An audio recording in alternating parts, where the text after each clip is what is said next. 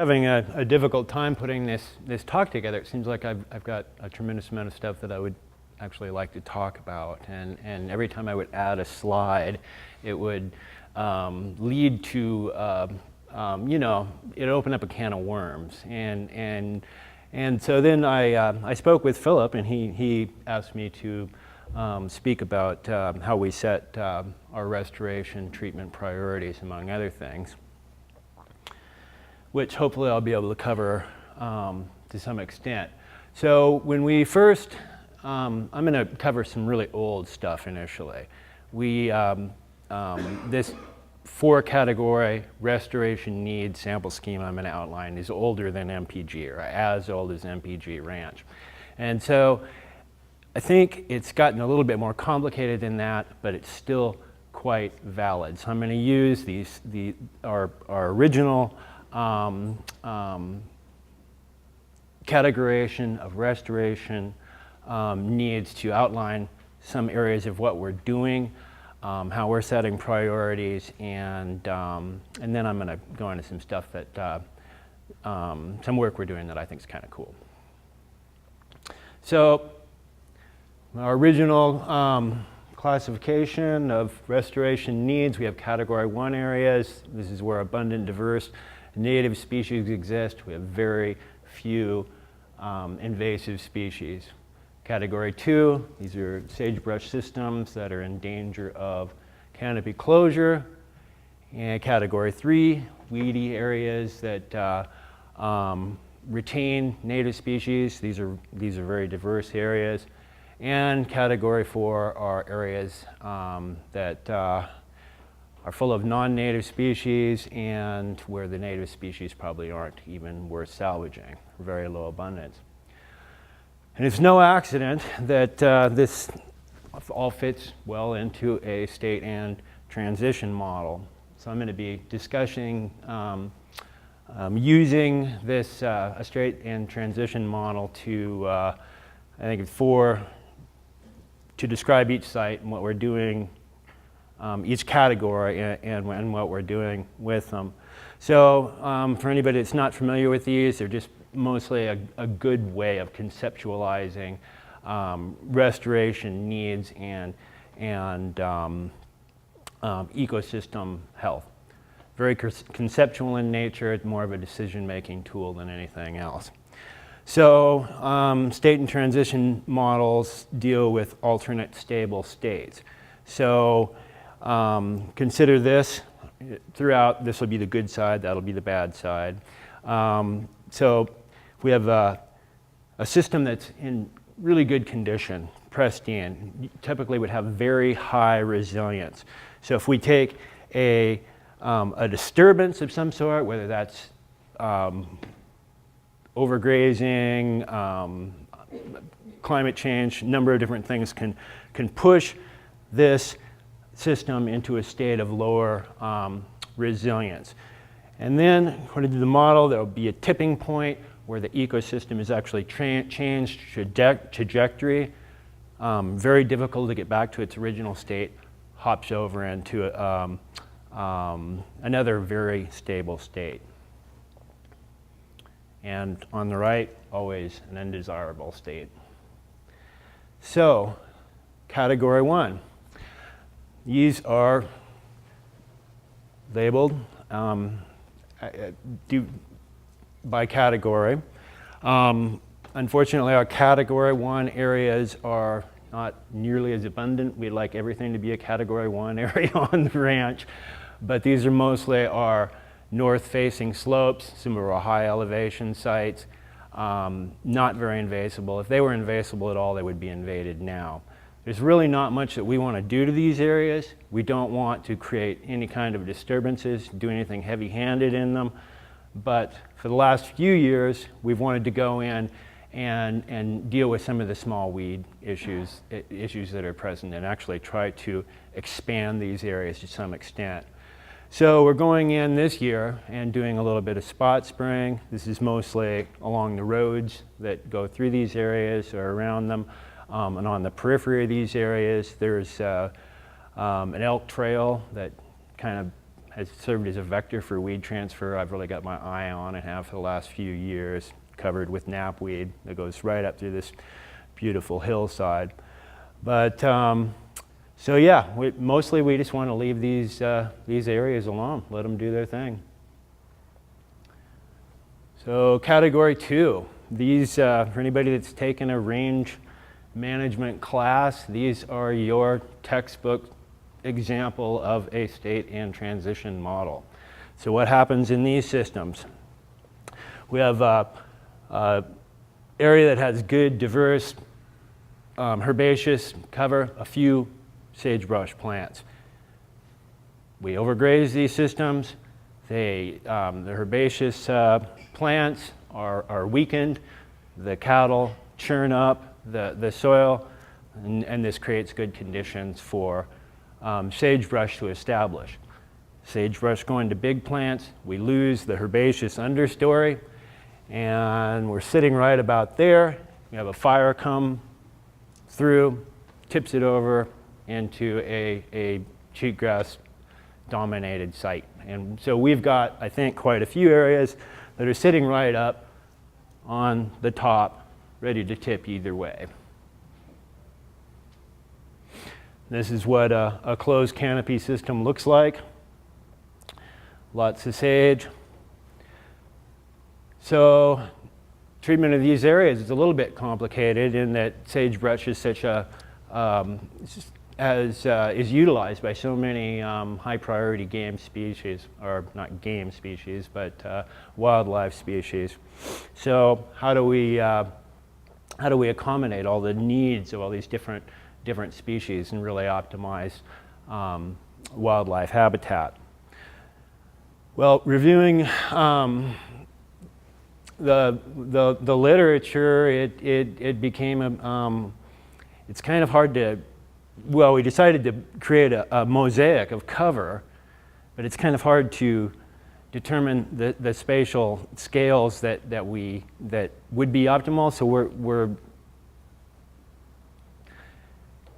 making it as heterogeneous as possible, I guess, in a few words. We're going for diversity and cover across the landscape with the goal overall of increasing the herbaceous understory. So to facilitate these efforts, we used our very excellent aerial imagery. It's very high resolution and just works great for this purpose. And did a supervised classification to delineate sage cover. So then we selected 9 different sage management areas, and we're going to probably use different treatments in each of those. The first one's actually very easy, and that is this system right down here. We call it management area number 1. The highly resilient system. Bob's telling me they kept their cows in this area, what was it, early fall to March every year, just trounced it. He says that it was completely denuded at times. And you look at it now, it's got extremely diverse forb and grass cover in there.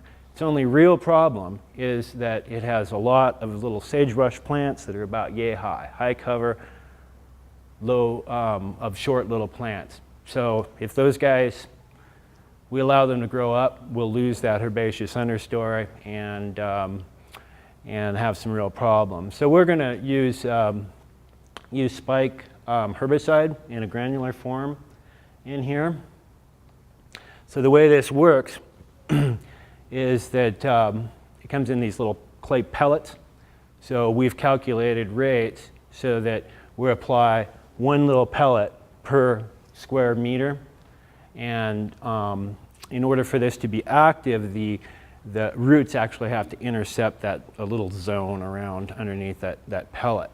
So most of the species present, or most of the plants on the system won't see any of this chemical, but sage is more likely to hit it. So the rates that we're applying should bring it down across that hillside to 15% or less. So we're not actually trying to create a sage mosaic, cover mosaic in this area, because it already kind of exists. You know, we're bringing it all down at once to a maximum of 15%. So this area is a little bit more complicated. Most the herbaceous understory in the middle is highly depleted. If we were just to go in and remove sage, it would probably become invaded right away.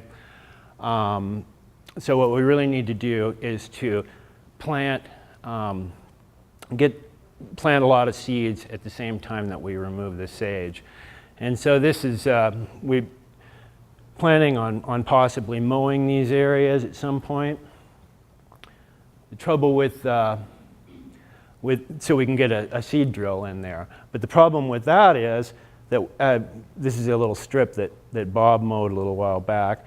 There's a lot of little teeny shrubs in there, so we could go and seed this area, and basically within a few years we would lose every gain that was made. And so I think next week we're going to do a series of experiments in these areas, run the seed drill across, use different levels of spike to see what concentration or application rate decreases the sage to the levels we want, but still allows us to be able to get the native species that we want established in. We also are going to clip the shrubs, just go in and manually remove those, maybe with a weed whacker. As you take the tops off sage, they die. We want to do some small areas where we just start little fires, and then we seed into those. And at least this will give us some time to really evaluate how best to deal with these problem areas. So those treatments are going in above sheep camp and in an area a little north of sheep camp. Okay, category 3 areas. These are, as I said, are most diverse in terms of restoration needs. We can have category 3 areas that are way down next to the 1, or category 3 areas can be way over next to the 4. We've removed the main disturbance on the ranch, which is cattle grazing. And so potentially some of these sites can self-repair. We've got biocontrol, removal of grazing, other things that are going on. They could self-repair. So we're monitoring, and some are going to get worse. There's the famous veg survey again, but we've monitored veg at all these sites once. We're going to go back, monitor them again. That should tell us quite a bit about what direction these sites are taking. If we don't have to do anything, we don't want to, or if we can just give the system a little bit of a nudge rather than getting heavy-handed, we only want to give it a little nudge. So for that's happening, this has been mentioned a few times, we're collecting a lot of data for these areas that will allow us, with our vegetation data, to come up with site-specific descriptions. I've done a lot of soils. We have fairly good soils maps for the lower part of the ranch. I'm going to continue that work this year. Really quite excited about our soil moisture availability, the sensors we have at a number of different stations. We should be able to model soil moisture availability and a number of other variables. So yeah, we're evaluating treatment options, and the other thing that is ongoing is evaluation of plant materials options. I think the plant materials that we use will have for restoration of a lot of these sites, they're going to have a huge bearing on how resilient they are. Okay, this last category has been dominating a lot of my time. As many of you may have noticed, large sections of the lower elevation sections on the ranch have been basically denuded, and these are introduced grass areas for the most part. Philip just showed this slide, but this is another, this is very strong support for converting these areas. This blue all across here up into here are introduced forage grasses. So they're obviously not very good bird habitat. Anything else that, well, plant diversity would look very similar. They're near monocultures and really are not in line with the goals of MPG for increasing wildlife habitat. So what we've been tackling so far is crested wheatgrass. So this isn't an individual species, but a few different species, but they're similar enough for our purposes to be lumped together. A little history. These were first introduced from Siberia in 1906. At that time, rangelands in the United States were in terrible shape, overgrazed. Invasive species started to arrive. So researchers were looking for solutions to this problem, plant material solutions, and soon after its introduction, it was a big hit and has been planted on millions of acres so far. And it's so popular for a few different reasons. One, it's if you're a rancher, it's drought, cold, and extremely grazing tolerant. So you can graze it like crazy. And it's extremely competitive. Their invasive species problems largely go away if you've got a good, healthy crested wheatgrass stand. And it's extremely persistent. There's no doubt that these systems planted to this are in an alternate stable state. There's sites from the 20s or so in North Dakota are planted, and you can still see the actual rows. Nothing's going in, nothing's coming out. And due to the realization that crested wheatgrass is very poor for wildlife, there's been a lot of focus lately on restoring these areas. Successful restoration is almost non-existent, though. And so we have extensively reviewed the literature and Philip and I went to a session at the range meetings in Billings that was devoted just to diversification of crested wheatgrass stands. And we took a lot of notes and and came up with a list basically of, well, unfortunately not how to do it, but how not to do it, what doesn't work. And so here you go. Tillage is completely ineffective. You break up the mature plants and they form clones.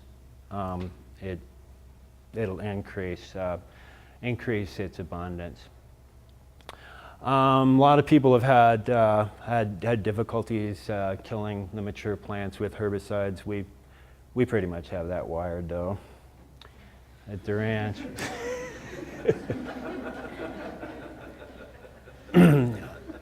The native establishment is generally poor for a number of different reasons, although invasive species not so uncommon to have them invade after killing the mature plants. But almost all reports have shown that whatever treatment they're imposing increases crested wheatgrass stem density. And so why is that? And that's probably due to the persistent seed bank. These guys, crested wheatgrass has been, from the time it was brought over, they've been trying to select for cultivars that have better seedling establishment, more viable seed, more competitive. And so if you have any crested wheatgrass seeds in the system, they will take over. So how to deal with this stuff? Oh, here's a picture I both love and kind of don't like. I have this hanging in my office. This is an area where we killed, we had pretty good control, very good control of the adult plants. And then we took our little seed drill out, just ran some strips up and down. These are all crested wheatgrass seedlings. It's pretty scary. So you have that density all the way across. The number of seedlings in those furrows is probably greater than if we were trying to establish a crested wheatgrass stand. We probably wouldn't use that seeding density, you know. So a lot of seeds there, and those things have to go before we can have any chance at introducing native species. So for that, we're using a lot of harrowing. What we need to do is get good ground seed to soil contact, get the crested seedlings to germinate, and so we can kill them. So, and that works really well in some areas. It's very obvious that you know, most seeds are well on the soil surface in that photo. So rather than, we really don't know how long crested wheatgrass seeds persist for. And so we've been doing a lot of seed bank analysis. Lauren's been kind of heading this up. And we did this 3 times last year in these areas, and we'll continue on analyzing the seed bank this year. It's kind of interesting in that we have extreme spatial heterogeneity both between sites and within sites. So we can go up to a site and we'll have, I don't know, 10, 20 seedlings in a little teeny area, and close by there won't be any. So that's kind of interesting. It does suggest that we could go in and at least create a patchwork of natives, but that's not what we're doing. We're depleting it more.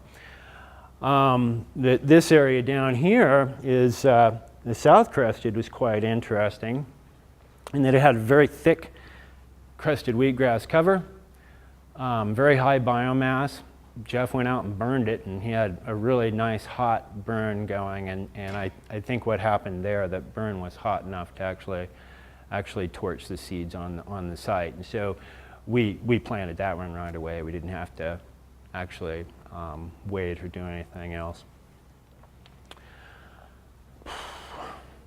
So the big question is how many crested individuals can an ecosystem tolerate? How many crested plants can be there for the natives to not be compromised? That we don't know. We're thinking that we probably don't want anything any more than 1 per square meter or so, and that might allow us to go in and maybe take them out individually later. We're not going to completely eliminate this stuff. I think that's kind of pretty much a given. So we're killing a lot of, we're basically killing everything on these sites, or sure trying to. So that, we don't want to leave these sites in a fallow state. it's not good for wildlife, and it's certainly not good for the soil. So we've been exploring the use of different bridge species. I'm very intrigued with this whole concept. I think a lot of the legacy effects that Ilva and others have been discussing, this is how we're going to solve those problems. It's really the only thing that's practical. So I think we need to do a lot of research into what individual plants do to the soil and take advantage of those relationships. But sandfoin came to our attention because it has some tolerance to glyphosate. And so we can plant this stuff and kill crested wheatgrass and other weeds, seedlings as they come up. It has high value to wildlife, which is good, and in some ways it's what we want, is to increase the land's value for wildlife, but they mow it down and really compromise those stands. It's actually incredible. They just love this stuff, but might be good in other ways, in that it might make it easier to actually diversify these areas with natives, since the wildlife are doing a really good job of controlling it. So encrusted wheatgrass, like many grasses, is a very poor host for mycorrhizal fungi. So addition of this of sandfoin, which is a really good host for mycorrhizae, could help increase this important symbiont.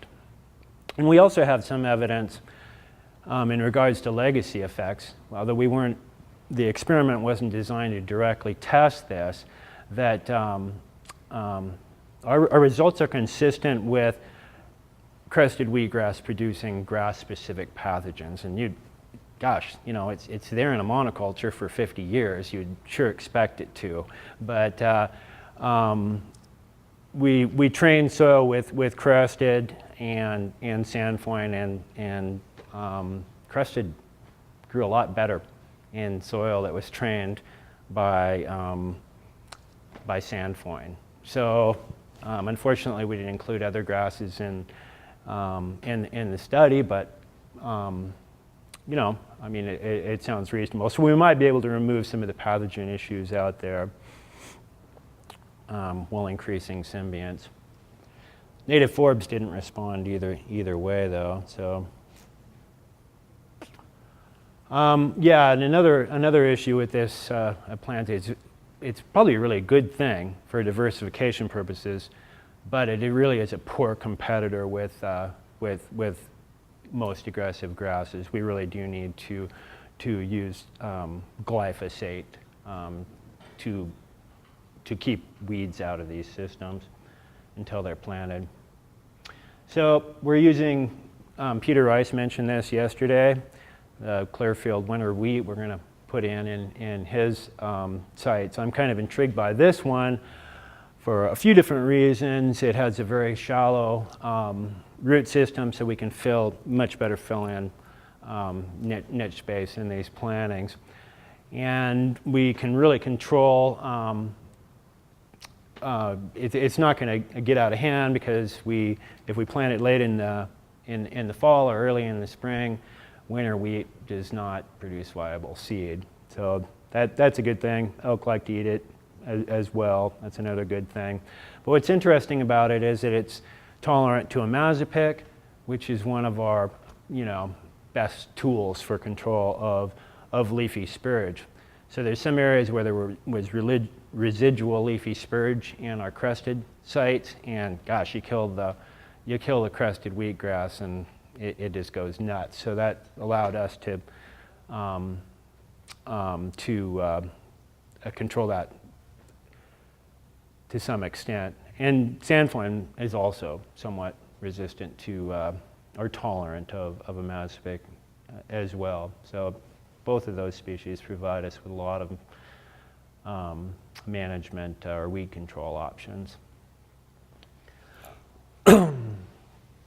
So I wanted to discuss, Philip actually wanted me to discuss the different habitats that we have planned. We have, you know, a series of habitats all across the bottom of the ranch, or habitat targets. And gosh, I don't think I really have time to do that. So I'm going to, once again, go really, really broad. These are things that we want to do everywhere. So all of our plantings, we want very high diversity. Most folks have found that especially small scale diversity is a real hard thing to achieve in this sort of a planting. We want to construct communities that are very weed resistant, and this requires that we fill all temporal and spatial niche space to the greatest extent possible. We want lots of forbs everywhere, and this causes problems in that, you know, they just don't compete well for the most part with grasses. And the same with the shrubs. We've got plans for shrub areas and other areas that just have forbs and no shrubs, but the same problem exists for the introduction. And that's especially a problem in that we really want to use high seed rates. It's time and time again, you know, everybody's recommending using really high seeding rates to capture niche space initially and compete with weeds. Problem here is that the way we do these seedings is totally incompatible with high diversity seed mixes and drill seeding. So if we take complex seed mix, force all those little seedlings to compete in little teeny furrows, what's going to happen? Well, the most competitive species are going to completely dominate those communities. Many restoration sites that I've seen have really been impressed by how low the diversity is, often dominated by one or two species when they've seeded, you know, 10. And so, yeah, we really wanted to come up with a way that we could increase the diversity. Another problem is that when we do plant in a little teeny furrow like that, well, gosh, there's all this niche space initially that's wide open for other things to establish on. We're leaving gigantic niche space initially.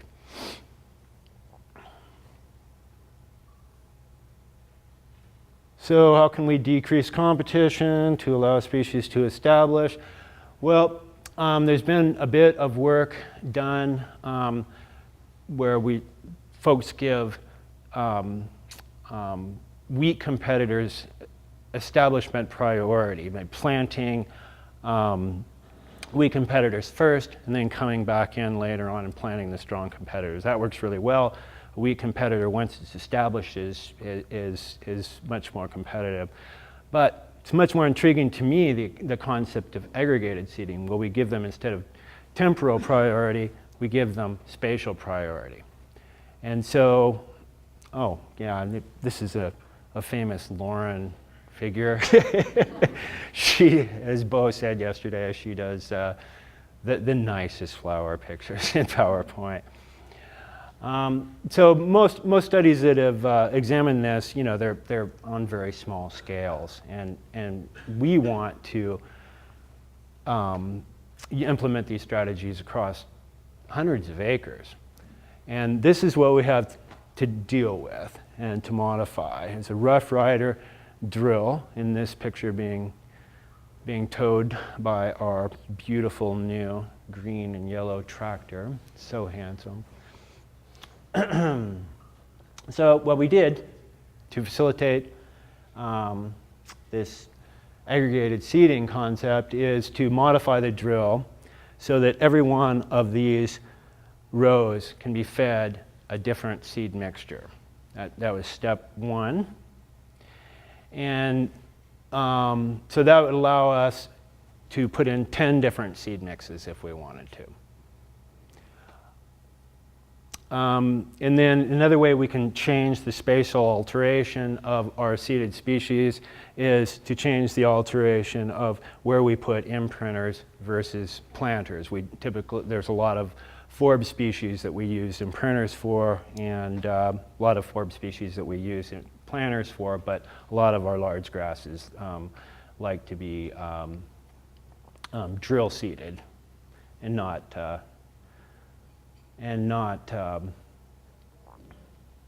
placed just directly on the soil surface.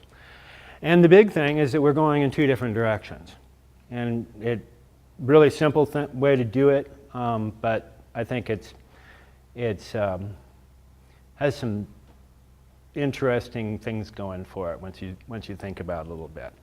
Like, okay, here's a diagram showing that the wide lines are imprinter rows, and the narrow lines are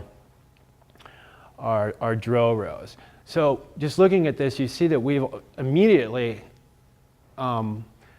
altered competitive relationships, both intra and heterospecific.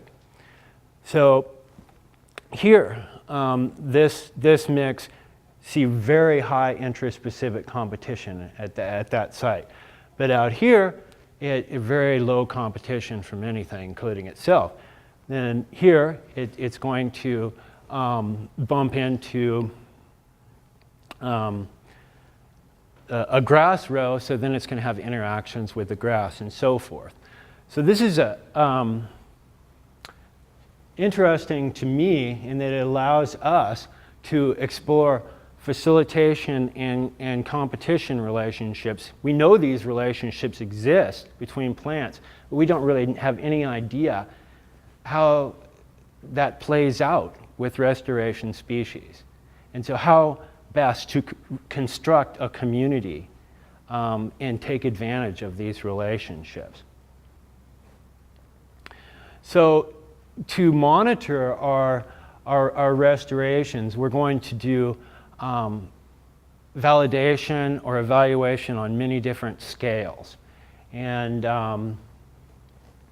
one thing that I think this whole study really, or seeding design really lends itself to, is sampling at very small scales to get at the species interactions. So we're going to go out and go down furrows, see who's interacting at within little rings about this big. Walk them down the rows. We count the plants. We can then determine the probability that those plants would be occurring just completely at random.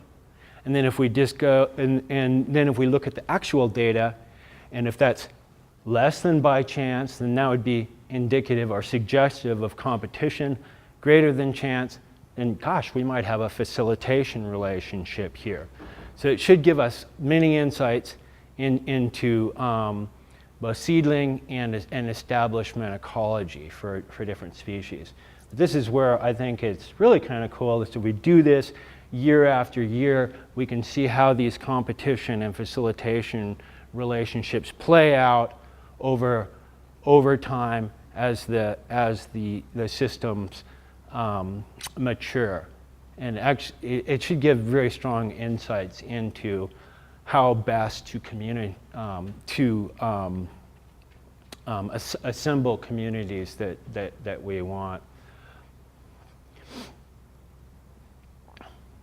The other thing I should have mentioned with that patchwork plaid design is that most of the ways that we drill seed, it produces just a heterogeneous, a homogeneous plant community across the landscape. And we all know that doesn't really occur. There's a lot of small scale variability going on out there. It's rather patchy, and that's a good way to replicate that at multiple scales. I need to move right along here, don't I?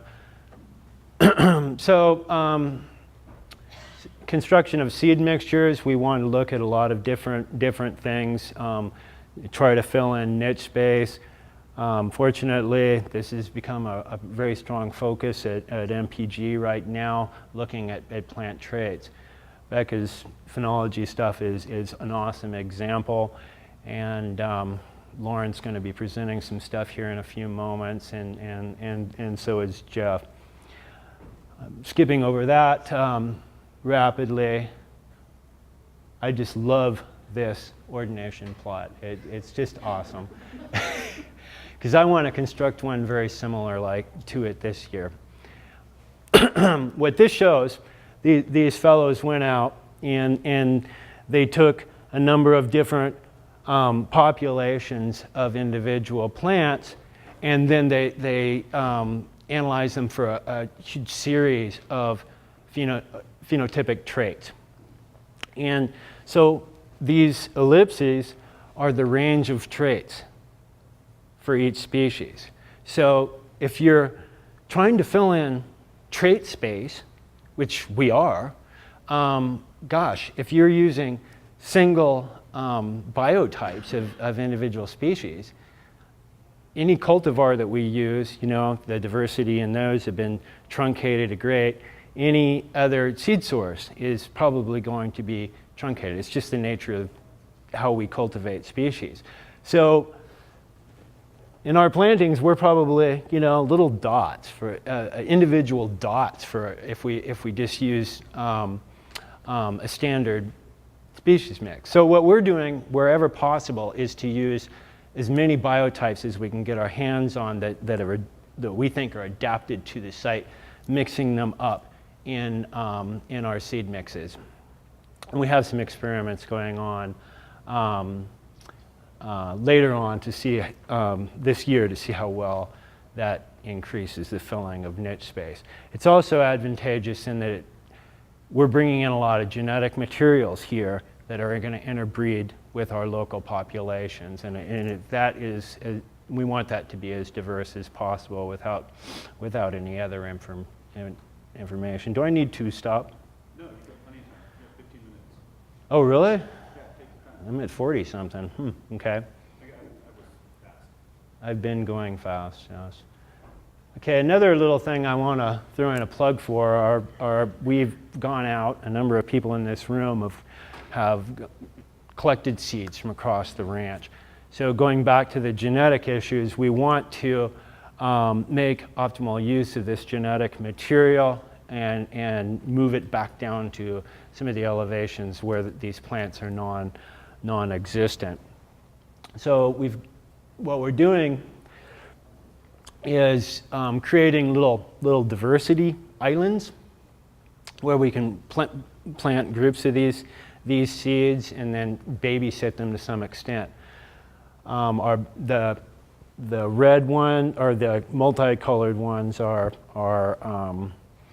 forb and grass diversity areas, and then the green ones are for the most part bitter brush, but we're also doing islands of other shrubs.